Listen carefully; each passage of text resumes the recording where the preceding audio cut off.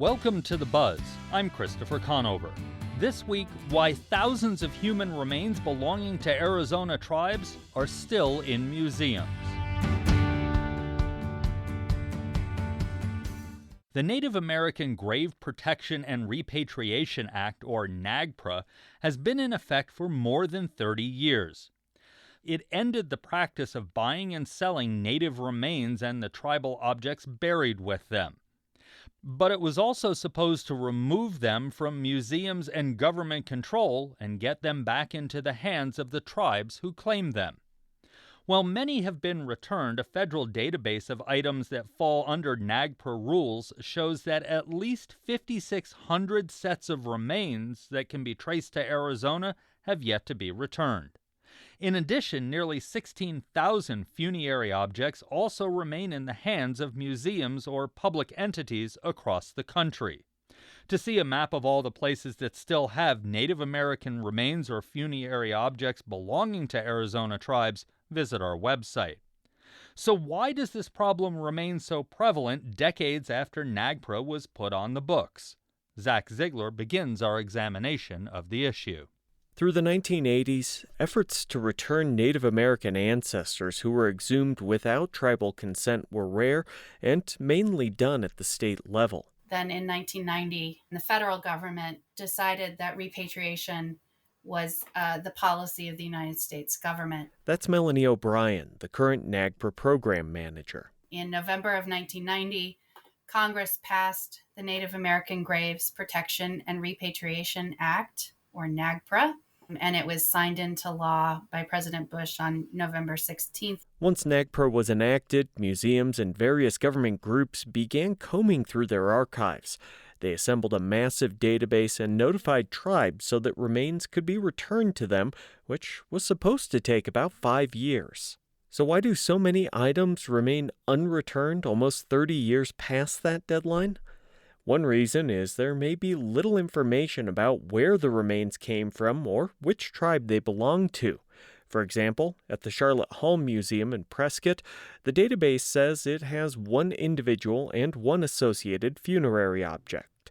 Jackson Medell is Charlotte Hall's curator of collections and exhibits. Sometimes you do encounter those objects where you're like, how did this happen? Who made the decision to say, yes, we will take this thing? And that sort of applies both to, what we're talking about with NAGPRA materials, as well as just, regular things in the collection. The database says both the remains and the funerary object are from Arizona, but details beyond that are unknown. Charlotte Hall Museum is nearing its centennial, and collections manager Alana DeBusk says staff today are dealing with issues common to small, old museums. Unfortunately, sometimes you don't know a lot just based on the information that was collected when those individuals were collected.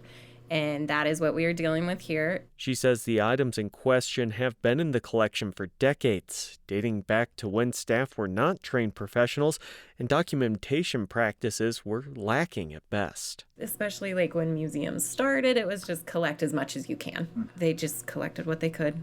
Why? I don't know. The museum says it has invited local tribes to examine the remains, but has had no luck in identifying which tribe they're connected to.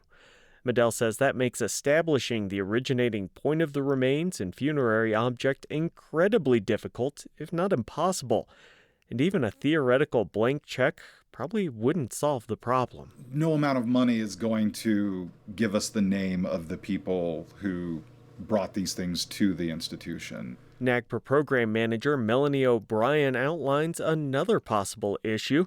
Museums and other entities are not required to do any new research. Congress did not put any higher standard of identification in the law. It is a simple process by which information that is available should be used to identify the present-day people that are connected to past people.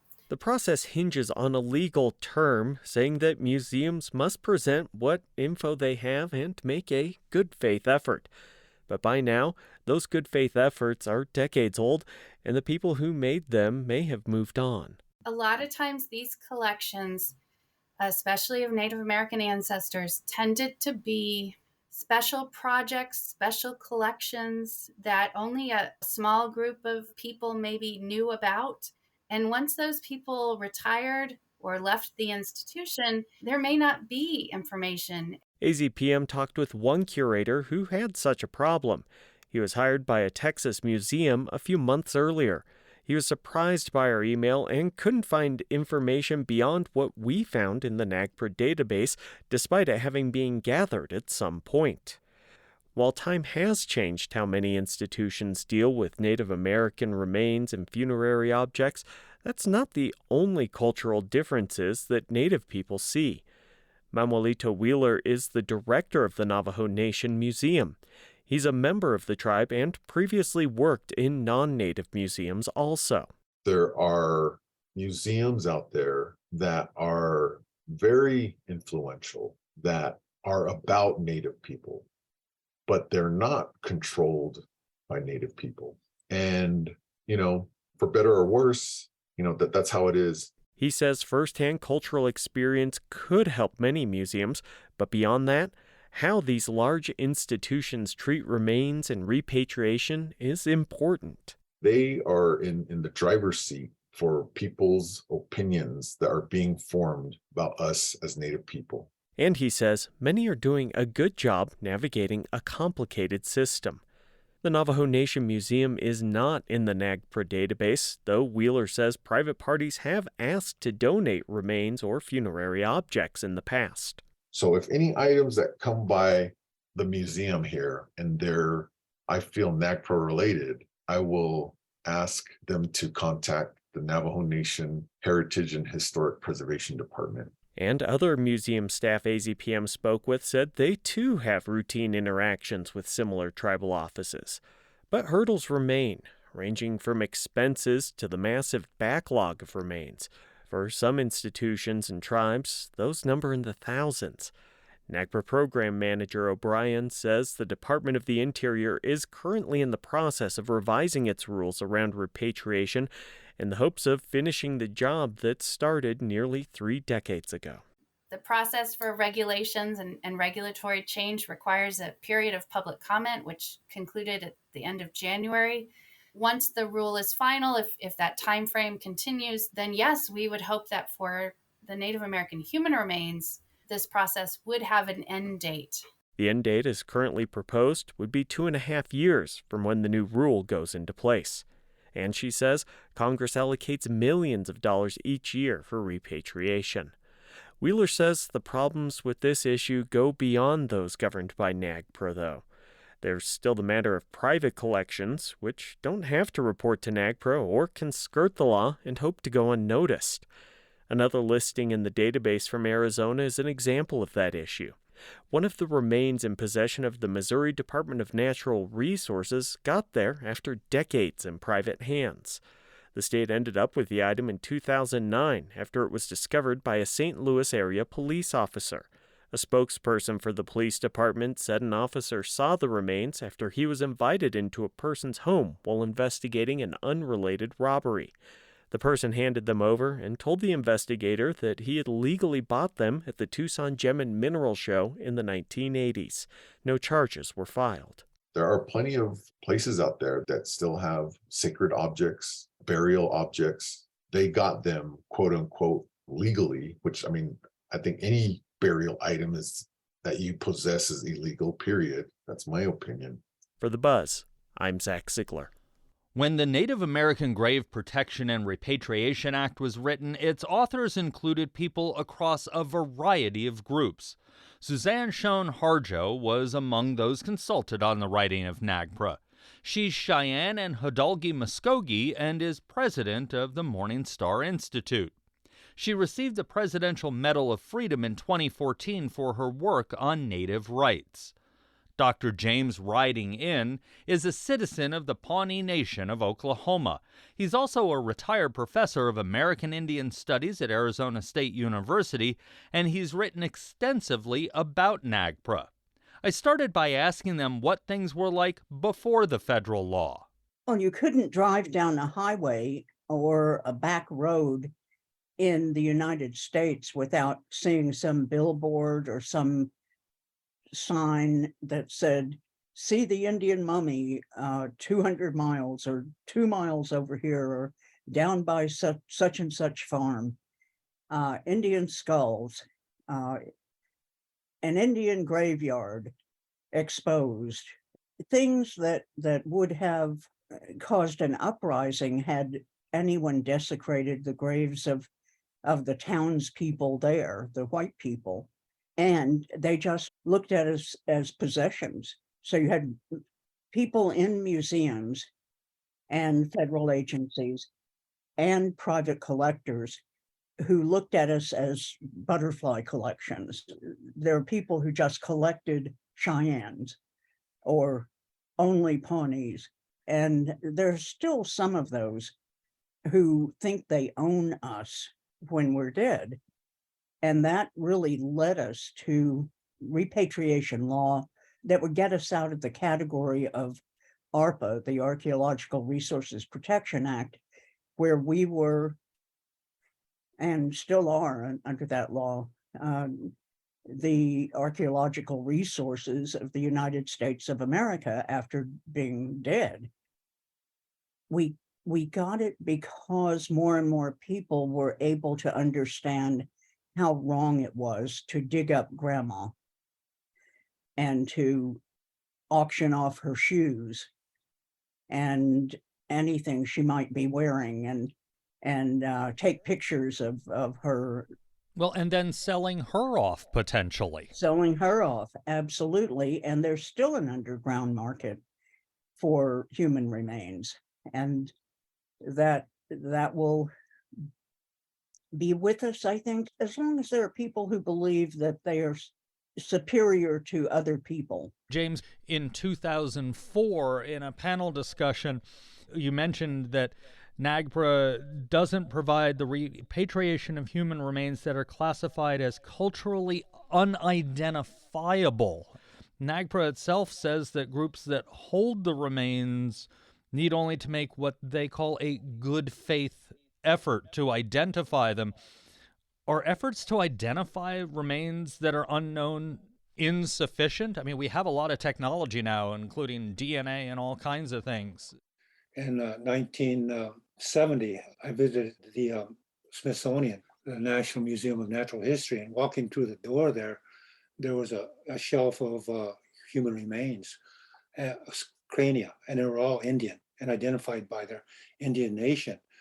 I had seen that before at Mesa Verde and other places. So, we were just like a curiosity. We didn't have human rights. We didn't have burial rights. Science had control of who we are. That was part of the systemic racism that we fought as we were going through this movement. When I was a college student at UCLA, it really became clear about how deeply ingrained those racial attitudes were, but yet they were proclaiming that they were vital to us because they could tell us our history, our stories. And, we have our own oral traditions to tell us that. We have our elders to tell us that. And being an elder myself now, we can tell that to a lot of people, our history. But that was what we were countering, this scientific racism. It was so deeply ingrained. That notion of culturally unidentified as written into the law, we always thought that those remains could be identified because they're our ancestors, and would engage, like even as a graduate student at UCLA, with the anthropologists, and they would say that to us, that they know it's our history. And that even one guy they brought in to talk said that the survival of the world was critical because studying these ancestral remains could avert a nuclear war. And the example he gave was some group in South America that through their archaeology, they found pecks in people's heads, and they said that was a form of dispute resolution. So that model could be used to avert a nuclear war. Well, we were thinking, would Ronald Reagan or any other president sit there and let a Russian leader get something and peck on his head to resolve these conflicts? If our people wanted them studied, fine. A lot of us are opposed to DNA because it involves invasive analysis, destruction of a bone.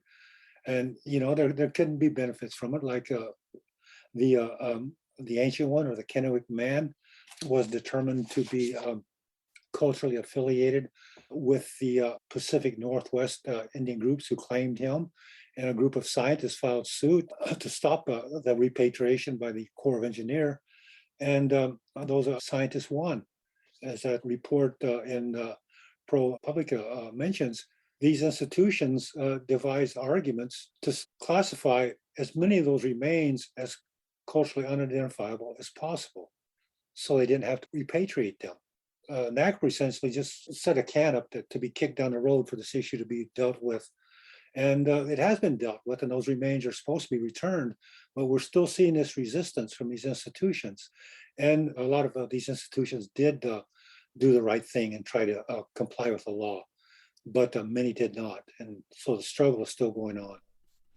When you talk about that systemic racism, and Suzanne, feel free to chime in on this, how much of that is systemic racism, and how much of it is just a pure lack of understanding of cultures that the people involved in the museums and the archaeologists just simply weren't brought up in, and maybe they don't understand the importance of what they're disturbing?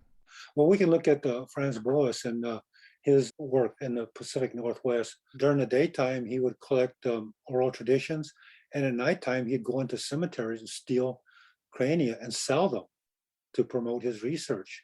There's Army reports saying that the Indians jealously guard their dead, and they'll go to and use desecration of the cemeteries as an excuse to go to war. So they knew exactly what they were doing. These were educated people. They were supposed to have studied Indian culture, but the Indians were considered the other. Once you categorize a people as the other or the savage, you can do anything you want against them, and you're justified as a superior people. Structural racism includes individuals who just need to be educated, and it includes people who are monsters and everyone in between. What many of us do is try to educate the educatable and get some sort of accountability measures for those who hide behind lack of education or misunderstanding. So we have to look at what is acceptable in general society to do to one group that's unacceptable to do to another, and you try to appeal to people's sensibilities or their intellect or their common sense, and you come off with some allies, and that's great. And there again, it comes back to the individuals. Do the individuals have a conscience? Or if when you're dealing with a person who is a sociopath, but is also an archaeologist or a physical anthropologist who works in the field and does not see grave robbing or studying as dealing with actual people. It just sees us as non-human or inanimate objects. We're totally objectified. The people who are really dismissive of us won't allow for any other point of view, won't even meet with Native people. There's a very prominent one, Professor Tim White at the University of California at Berkeley. He has the largest collection, which he considers his personal collection, of Oleon people. And he won't meet with the living ones. There are more Oleon people at Berkeley in the collection of Tim White than there are living Oleon people in Northern California. It really comes down to they think they're better than other people and they act accordingly. So when you find that that's the group you're left with, that's an unpersuadable group. You, Suzanne, were involved with the passage of NAGPRA. James, you've been involved in this issue for a long time. So now with the benefit of hindsight, what in NAGPRA could have been written better, or if you could get it through, how would you amend it and change it to get rid of some of the shortfalls that you've talked about in it? Well, certainly changing unidentifiable to unidentified and drafting it in such a way that the native peoples would have as much information as the non-native peoples in the holding repositories had. I mean, that's something that James, myself, and just a handful of people who formed a working group on culturally unidentified human remains, we had to uncover plots. There was a plot between the NAGPRA office and the Park Service, or some personnel there, and the University of California, archaeologist at Santa Barbara, the guy at Berkeley, and other places, lots of people in Arizona working at the labs. They had drafted and were going to issue a regulation that said any human remains that had not been identified within 90 days vested in the interest of the holding repository, essentially. Our little working group had to expose all of that, and we were awfully good at what we did, and so we were able to force them to digitize the entire process of inventories and to make available the same information that the repositories had to the native peoples. That was huge work that we were doing, and that's not in the law. That's in the interpretation and the way it was done. And you see this as a thread throughout the whole of the process of getting from what we were doing in 67 to actual making of the laws in 1989 and 90, and then the implementation of the laws. We were focused on policy, and we didn't know that if the policy went one way, that through sleight of hand in the regulatory process, or just using the federal dollars of that office, the employees of repatriation office would take it in another direction, the opposite direction. And that's what our little working group had to counter all by ourselves.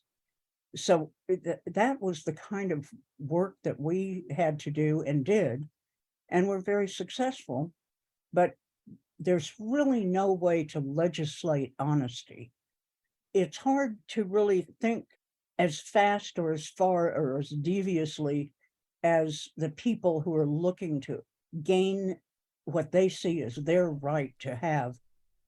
Let me let James jump in on this, because James, you've written some on this, pretty extensively on this. What do you see as needs to be done to make the law better? On face value, it's a very good law, and it's much needed. Like Suzanne is saying, if you can't get people to do the right thing, then laws are needed.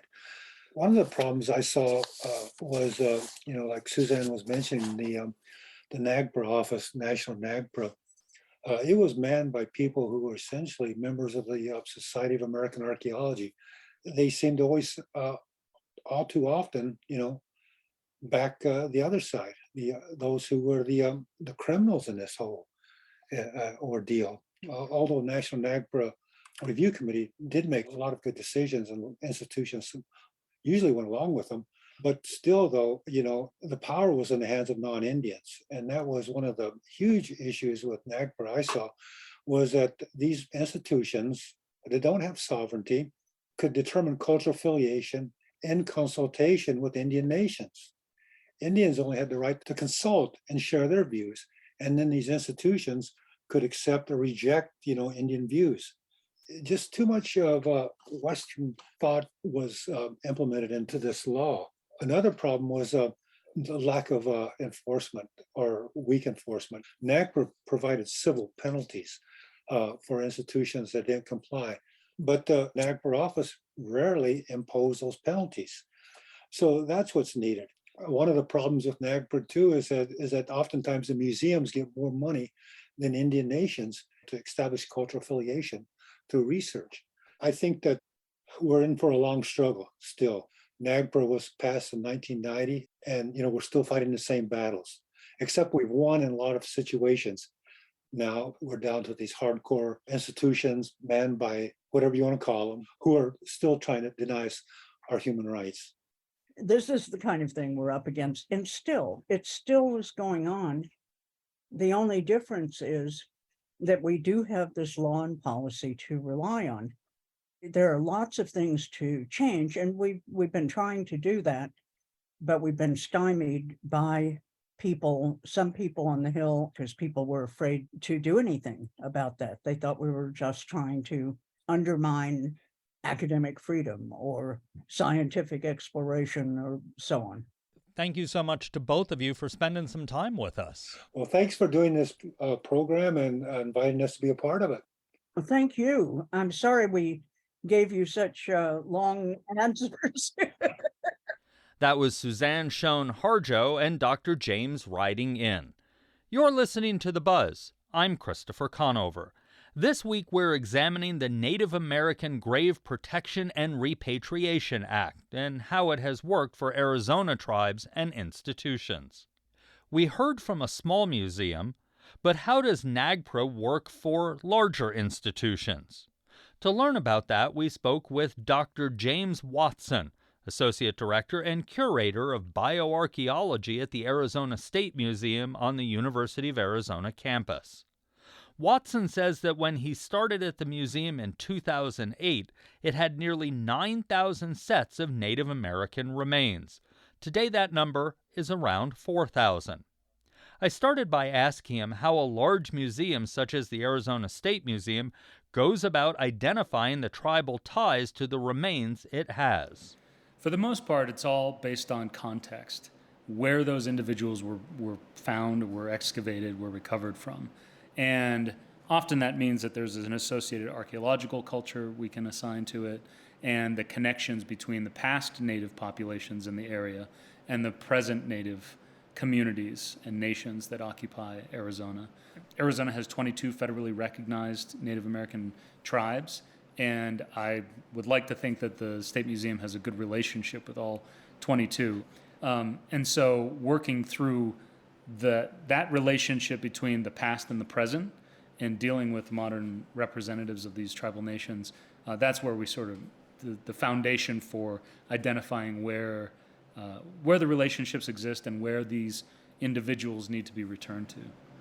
So you mentioned before we were recording that sometimes people are cleaning out a house, maybe of a relative or a loved one, and they find human remains.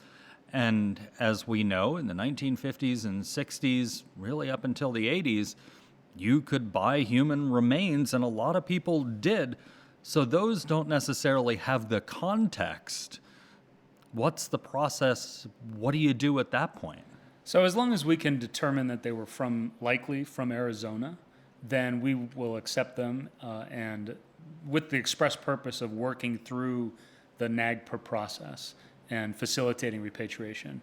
Now, if we have more specific contextual information, like this was my grandfather's and he had a ranch out in Sahuarita, then we can have, based on geographic association, we have a little better understanding of what the likely relationship is between the ancestral individual and modern Native communities. And so we can tie those links. If all we know is that it's from Arizona, then what that means is we will work with all of the federally recognized tribal communities in Arizona.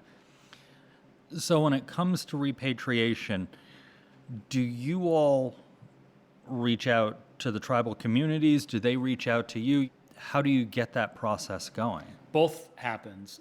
In some cases, we've had tribes reach out to us because in 1995 we published our inventory to say this is what we have or what we think we have in the museum. But for the most part, we know that those inventories are not 100% accurate because we are an old, large museum, and databases have evolved over the years. And knowing what we actually have in the building versus what we think we have, there's often a disconnect. And so we've got this 10-year plan where we're working through methodically through the collections based on geography, really. And so we started in the southern part of the state. The idea is we're sort of moving north because we're located in Tucson, the majority of those the collections we have of human remains and objects are from this area locally. And then the further north or the further afield we go, the less we have. So, from a practical purpose, how do you repatriate remains and funerary objects and things like that? Obviously, for respect reasons alone, if not a lot of other reasons, you don't put them in a box, drop them in the mail, and send them. What's the process? So that all becomes part of the conversation during consultation with the tribes. And so especially once we have a tribe that wants to formally make a claim, then we talk with them, and part of the consultation process is saying, how do you want to do this? And in some cases, some tribes prefer that individuals are separated by age or sex categories, and say, all males together, all children together, something like that. We go through the process of putting back together the individuals and any and all objects or belongings that they were buried with, because when they were brought into the museum, they were separated, and the human remains went to what we call the bioarchaeological collections, and the objects went to the archaeological collections. The other thing, what's an important step that we also take, is checking objects for toxins, because especially perishable objects in the past, museum practices for preservation purposes of these delicate objects resulted in the use of things like mercury and arsenic.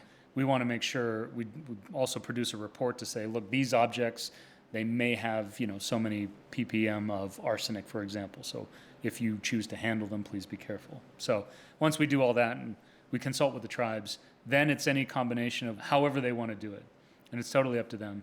I would say in the majority of cases, the tribes prefer to send representatives here to the museum. We have, sort of an exchange and go through the inventory so they can see everything that we've published in the National NAGPRA notices is here, and we're, handing back their ancestors and their belongings. And then they take them back to their reservations or museums or wherever their next resting place will be, or their final resting place. In some cases, especially with large collections, the tribe has asked that we transport them. In rare cases, we've had the opportunity to assist in the actual reburial. The consultation happens, we'll often have a signing so that the tribal reps will come, make sure that we're giving them everything that we say the national notice says, and then we will transport those individuals and their belongings to a location of reburial and often assist with the physical reburial.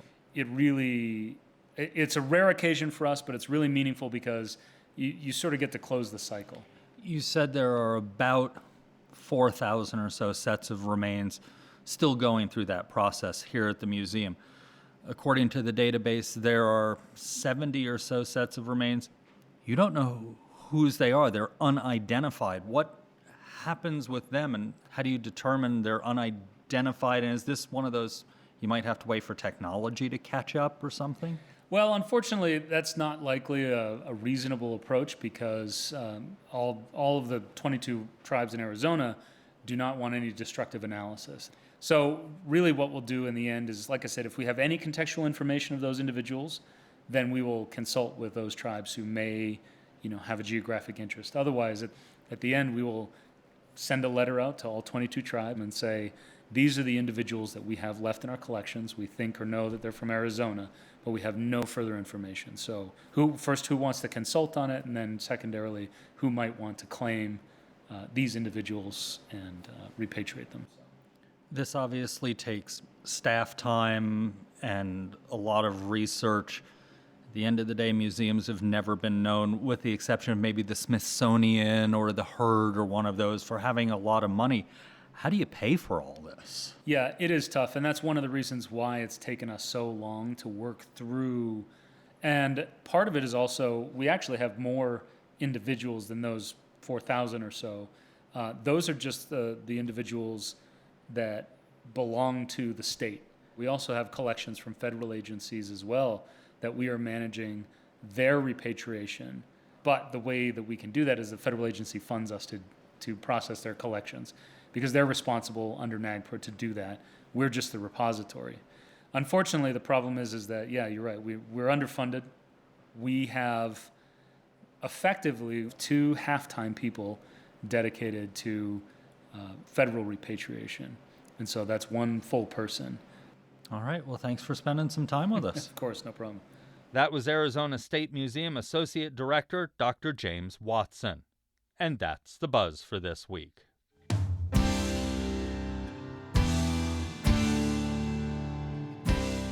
You can find all our episodes online at azpm.org and subscribe to our show wherever you get your podcasts. Just search for The Buzz Arizona. We're also on the NPR One app. Zach Ziegler is our producer with production help from Samantha Larned. And a special thanks this week to Phil Howard for his work on our online database of institutions with Arizona tribal remains. Our music is by Enter the Haggis. I'm Christopher Conover. Thanks for listening. Arizona Public Media's original programming is made possible in part by the Community Service Grant from the Corporation for Public Broadcasting.